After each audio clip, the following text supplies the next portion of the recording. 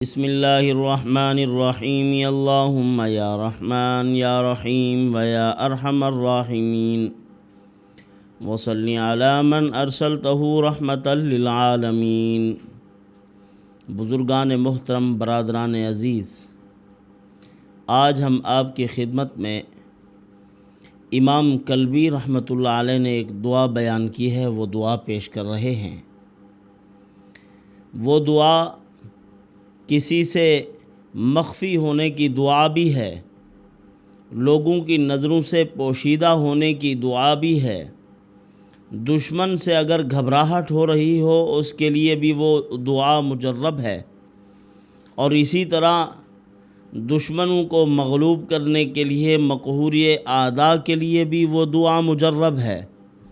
اگر آدمی صبح کے وقت میں اس کو پڑھ لے اور پھر شام کے وقت میں اس دعائے مبارکہ کو پڑھ لے، اللہ رب العزت ہر شر سے محفوظ فرمائیں گے، شیاطین کے شرور سے اور ظاہری اور باطنی دشمنوں کے شر سے اللہ پاک محفوظ فرمائیں گے۔ زبردست دعا ہے۔ حضرت شیخ ابو الحسن شاذلی رحمۃ اللہ علیہ کے ہاں بھی یہ دعا مجرب تھی۔ حضرت کے بھی ایک مرتبہ دشمن بہت ہو گئے تھے اور قتل کے درپے تھے، ہر وقت وہ حضرت کی تلاش اور جستجو میں رہتے تھے۔ حضرت شیخ ابو الحسن شاذلی رحمۃ اللہ علیہ اسی دعا کا اہتمام کرتے تھے اور برسر عام چلتے پھرتے رہتے تھے، لوگوں کے آمنے سامنے رہتے تھے تو کسی کی نظر میں نہیں آتے تھے اور دشمن ان کو دیکھ نہ سکتا تھا۔ حضرت امام کلبی رحمۃ اللہ علیہ فرماتے ہیں، ایک شخص سے کوئی بھول کر قتل ہو گیا، یعنی مارنے کا ارادہ نہیں تھا، ایک ہوتا ہے قتل خطا،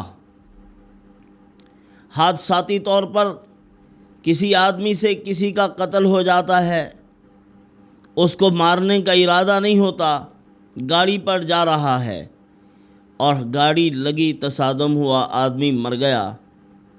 اب وہ جو ورثاء تھے مقتول کے، وہ یہ سمجھتے تھے کہ اس نے جان بوجھ کر قتل کیا ہے، اور اس مقتول کے ورثاء، اس کا مکمل خاندان، وہ اس کی تلاش میں تھا کہ جہاں کہیں بھی ملے گا ہم اس کو پکڑ کر قتل کر دیں گے۔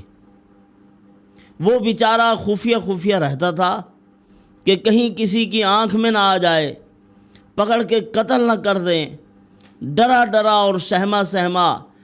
ایک مرتبہ وہی قاتل کسی اللہ کے ولی کی خدمت میں حاضر ہوا، عرض کرنے لگا، حضرت معاملات کچھ اس طرح ہیں، ہر وقت مجھے خوف ہے کہ میں کبھی ان کے ہاتھ میں نہ آ جاؤں، مجھے قتل نہ کر دیں، ڈر کے رہتا ہوں، کہیں کسی ایسے عام شاہراہ سے بھی گزرنا ہے تو ڈر کے گزرتا ہوں، کبھی صبح اول وقت میں نکل جاتا ہوں، کبھی رات کے اندھیرے میں آتا ہوں۔ تو اس اللہ کے ولی نے فرمایا کہ آؤ میں آپ کو ایک دعا بتلاتا ہوں، اس دعا کا اہتمام کرنا ہے، پھر دیکھنا کہ دشمن آپ کو دیکھ بھی نہ سکے، آپ اس کی آنکھ میں نہ آئیں، اللہ پاک کی طرف سے حفاظت کا ستر و پردہ آپ کے درمیان اور دشمنوں کے درمیان حائل ہو جائے۔ وہ دعا سکھلاتا ہوں آپ کو۔ ایک تو سورۃ یاسین پڑھ لینی ہے، اور سورۃ یاسین پڑھنے کے بعد پھر ایک دعا بتلائی انہوں نے کہ یہ دعا ہے، اس دعا کا اہتمام کرنا ہے، اور حضرت نے فرمایا یہ وہی دعا آپ کی خدمت میں پیش کر رہا ہوں جب مشرکین رسول اللہ صلی اللہ علیہ وسلم کے خلاف مشورہ کر رہے تھے دار الندوہ میں، وَإِذْ يَمْكُرُ بِكَ الَّذِينَ كَفَرُوا لِيُثْبِتُوكَ أَوْ يَقْتُلُوكَ أَوْ يُخْرِجُوكَ وَيَمْكُرُونَ وَيَمْكُرُ اللَّهُ وَاللَّهُ خَيْرُ الْمَاكِرِينَ۔ دار الندوہ میں بیٹھ کے مشورہ ہو رہا تھا حضور کے خلاف کہ آپ کے خلاف کیا کیا جائے، کس طرح آپ سے جان چھڑائی جائے۔ آپ صلی اللہ علیہ وسلم کے بارے میں مختلف آراء پیش کی گئی۔ وہاں شیخ نجدی کی شکل میں شیطان بھی بیٹھا ہوا تھا، لاٹھی کے سہارے، بڑے قد کاٹ کا آدمی آ کر گیٹ میں کھڑا ہو گیا، کہا کہ جناب والا اگر اجازت ہو تو میں بھی آپ کو اپنے مفید مشوروں سے نواز سکتا ہوں۔ ابو جہل نے کہا شیخ نجدی جناب آئیے، بسم اللہ تشریف لے آئیں، بیٹھیں ہمارے ساتھ۔ یہ شیخ نجدی کی شکل میں شیطان بھی بیٹھ گیا مشورہ دینے کے لیے۔ آراء شروع ہوئی، ایک آدمی نے رائے دی کہ آپ صلی اللہ علیہ وسلم کو قتل کر دیا جائے۔ پہلے آدمی کی جو رائے آئی اس نے کہا حضور صلی اللہ علیہ وسلم کو جلا وطن کیا جائے، اور پھر دوسرے نے رائے دی کہ آپ صلی اللہ علیہ وسلم کو قید کر دیا جائے۔ ابو جہل نے کہا کہ جناب یہ بے وقوفوں والی رائے ہے، قید کر لیا جائے تو حضور صلی اللہ علیہ وسلم کے ساتھی ان کے دیوانے ہیں، وہ آپ صلی اللہ علیہ وسلم کو چھڑوا لیں گے، رہا کروا لیں گے۔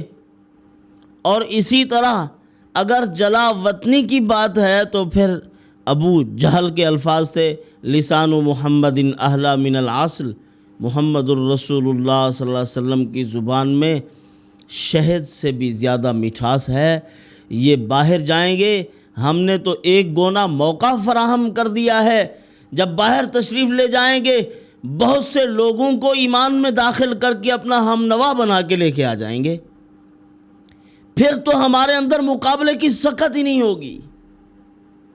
جلا وطن کرنے کے بعد تو ابو جہل نے کہا اس کو ہم بین الاقوامی سطح پر مشہور کرنے کی کوشش کریں گے۔ پھر تیسرے آدمی نے، شیخ نجدی کا مشورہ بھی یہی تھا اور دوسرے لوگ بھی اس کے ساتھ شامل ہو گئے کہ 100 قبائل کے آدمی ہوں، 100 تلواریں لے کر آپ صلی اللہ علیہ وسلم کے گھر کا احصاء کیا جائے، گھیرا کیا جائے، آپ صلی اللہ علیہ وسلم باہر تشریف لائیں تو حضور کو قتل کر دیا جائے۔ یہ مشورہ ہوا۔ اب 100 قبائل سے کون قصاص لے گا؟ بات دیت پر پہنچے گی، پیسے دے کے جان چھڑا جائیں گے۔ تو اس موقع پر رسول اللہ صلی اللہ علیہ وسلم کو اللہ رب العزت نے محفوظ فرمایا اور اس طرح حفاظت فرمائی کہ دیکھنے والوں کو اندھا کر دیا۔ حضور محفوظ طریقے سے مدینہ منورہ کی طرف روانہ ہو گئے۔ اب وہ اللہ والے جو اس بندے کو دعا بتلا رہے ہیں فرماتے ہیں حضور صلی اللہ علیہ وسلم نے یہی دعا پڑھی تھی۔ ایک تو سورۃ یاسین کی آیات ہیں صدًا ومن خلفہم صدًا فاغشیناہم فہم لا یبصرون۔ اس آیت مبارکہ کے بارے میں بھی ہے، یہی آیت پڑھی تھی اور یہ دعا بتلائی جو شیخ ابو الحسن شاذلی رحمۃ اللہ علیہ سے بھی ثابت ہے، اور یہ حضرت امام کلبی رحمۃ اللہ علیہ نے بھی اس اللہ والے کے حوالے سے بیان فرمائی۔ تو وہ جو آدمی ڈرا ہوا تھا، سہما ہوا تھا، خوف زدہ تھا، اس نے یہ دعا لی اور اس کو پڑھنا شروع کر دیا۔ اب وہ جہاں کہیں وہ بیٹھے ہوتے تھے دعا پڑھ کے ان کے سامنے گزر جاتا تھا، ان کی نگاہ نہیں پڑتی تھی۔ اللہ تعالیٰ ان سے حفاظت فرماتے تھے اور گھبراہٹ بھی نہیں ہوتی تھی۔ یعنی کسی آدمی کو اگر شیاطین کے شر سے گھبراہٹ ہوتی ہے، اکثر ڈر کر رہتا ہے، تو اس کو چاہیے اسی دعا کا اہتمام کرے۔ بندوں سے ڈرتا ہے، حکمرانوں سے ڈرتا ہے، آج کل تو اپنے محافظوں سے بھی ڈر لگتا ہے۔ یہ پولیس ہماری محافظ ہے نا، ملک اور قوم نے انسانیت کا محافظ بنا کے ان کو ٹھہرایا ہے۔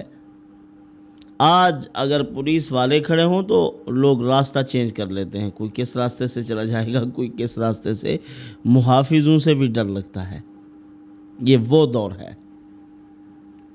تو اسی دعا کا اہتمام کیجئے، اللہ پاک ان کی شرور والی آنکھ سے آپ کی حفاظت فرما دیں گے۔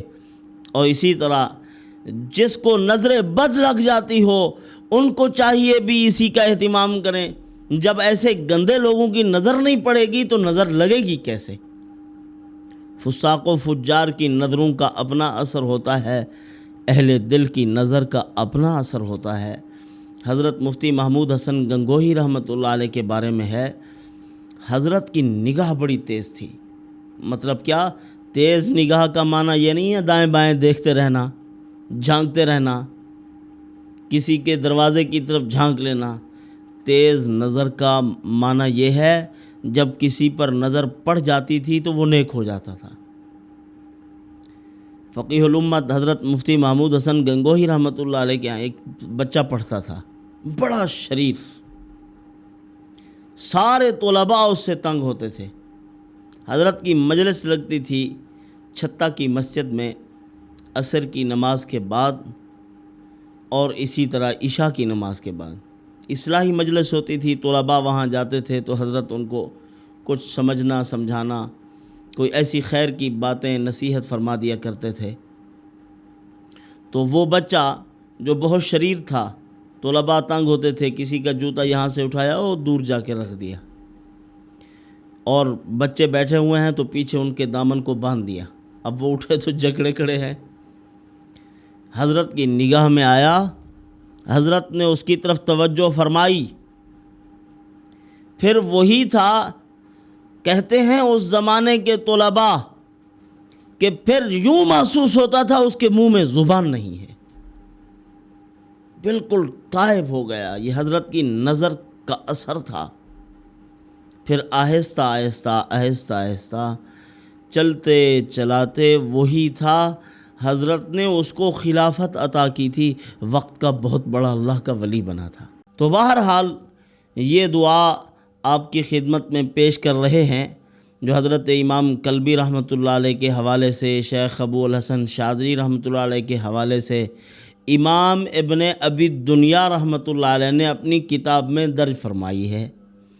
وہ دعا یہ: بسم اللہ الرحمن الرحیم، بسم اللہ الذی لا الہ الا هو الحی القیوم، بسم اللہ الذی لا الہ الا هو ذو الجلال والاکرام، بسم اللہ الذی لا یضر مع اسمہ شیء فی الارض ولا فی السماء وهو السمیع العلیم، اللہم انی اعوذ بک من شر فلان ابن فلان و فلان ابن فلان و فلان ابن فلان، یعنی جتنے لوگ ہیں جن کے شر سے بچنا چاہتے ہو ان سب کا نام لے لو یہاں، اللہ پاک سب کے شرور سے بھی حفاظت فرمائیں گے، ان کی نگاہوں سے بھی اللہ پاک محفوظ فرما لیں گے۔